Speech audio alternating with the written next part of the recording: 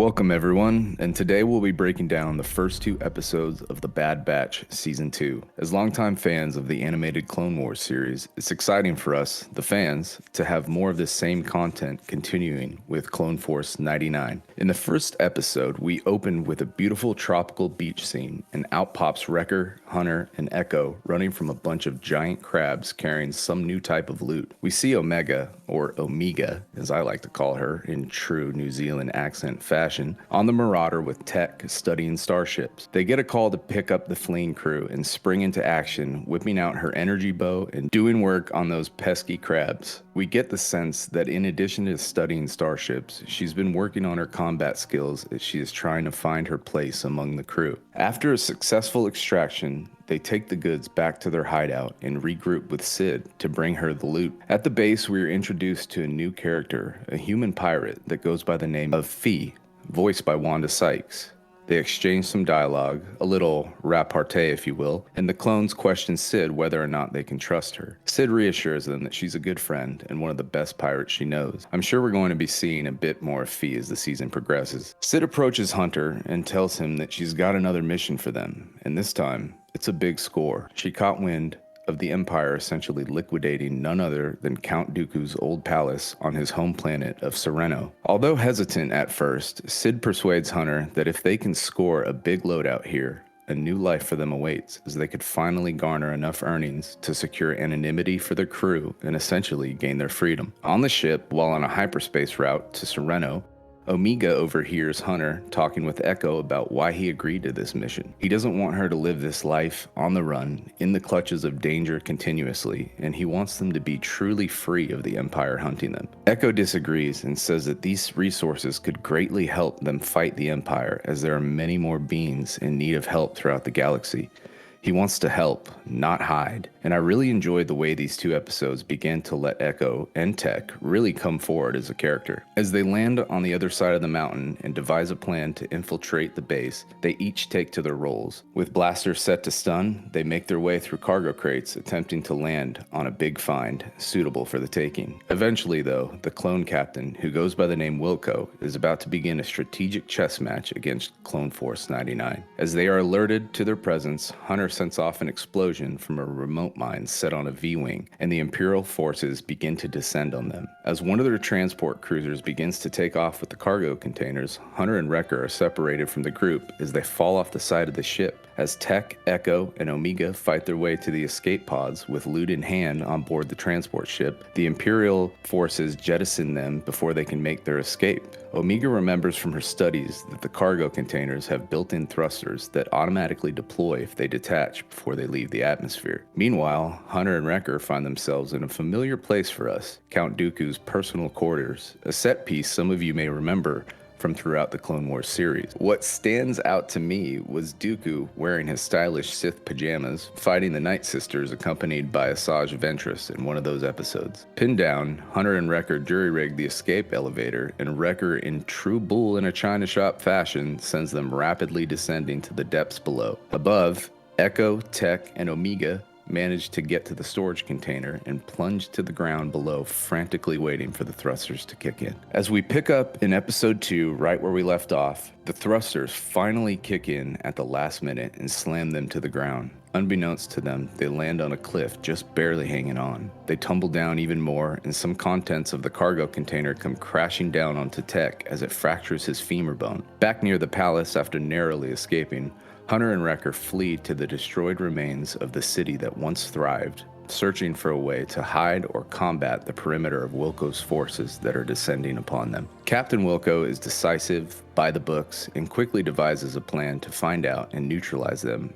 almost every step of the way. As Tech, Echo, and Omega ascend the cliff out of the cargo container, Omega spots someone watching them, and they are introduced to a survivor of the city of Sereno named Romar, who appears to have been by himself since the fall of the city. He leads them to his hideout/home to give them some respite and tells them a little bit about what happened to the city. He said that Dooku didn't just steal from the worlds he conquered, but also his homeworld, and left them in ruins as the war neared the end and Dooku became increasingly desperate and filled with his lust for power and greed. As Tech sits down with Romar, he shows Tech a data cube that he's been trying to fix. Tech asks him why he has a separatist archive. Romar rightfully corrects him and says that it's actually the history of his planet and the people well before there were clones, separatists, and war. There was life, culture, and people that were important to the galaxy. The blanket of war turned everything into a them versus us mindset. It is here where Tech's perspective begins to really take shape. If our heroes are going to save the galaxy, then they have to lose that mentality of just saving themselves and fleeing into hiding. Tech recognizes this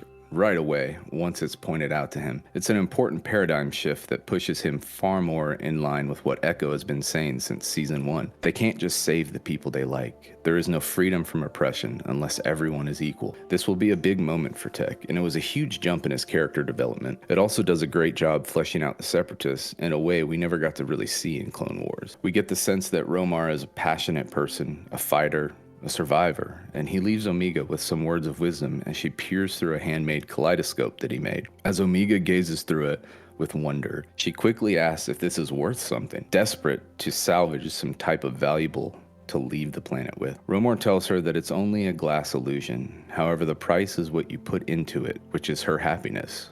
All the treasures in the world mean nothing if they don't bring joy. Omega glosses over this and heads back to the cargo container to scavenge what she can, like a Rey Skywalker on Jakku. The cargo container begins to fall again, and Imperial clone troopers begin to descend on her position. Meanwhile, Wrecker and Hunter are cornered, but last minute, Wrecker pulls an unusual move and conjures up a spectacular idea to battery power a cannon from a broken Republic tank, and essentially become the walking tank himself, blasting their way out of there with sheer power. Wrecker confirms that his RPG role is clearly a main tank. They get to their ship, the Marauder, and battle their way to the location where the rest of the crew is fighting. Pinned down, Echo and Omega get help from a beaten down Tech and a scrappy Romar as they finish off the remaining Imperial forces as Wrecker and Hunter show up just in time to get them all to safety. They offer Romar a way off the planet, but he reminds them that he's a survivor and he's adamant about making sure he preserves the remnants of his homeworld. After the crew leaves planet, Vice Admiral Rampart shows up to confront Captain Wilco about the situation that just transpired. Wilco wants to report that it was indeed the Clone Force 99 that infiltrated their base,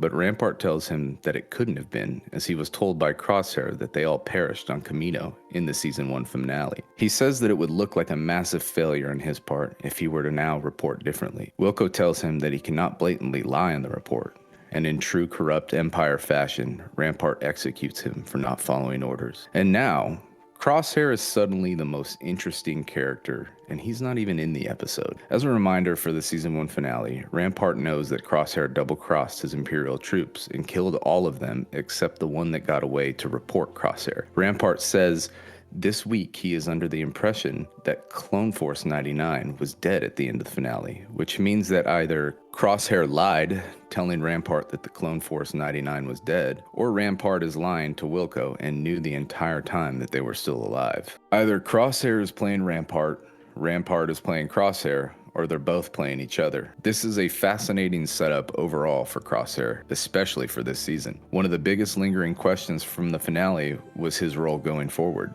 Is he going to aid his brothers from the inside the Empire? Does he still believe in the Empire but want to protect his brothers? It's quite unclear yet, but we'll have to see going forward. And that's it, my friends. Like and subscribe for more episode breakdowns and Star Wars content in the future. And remember, the ability to speak does not make you intelligent. Wait, what? Ah, crap.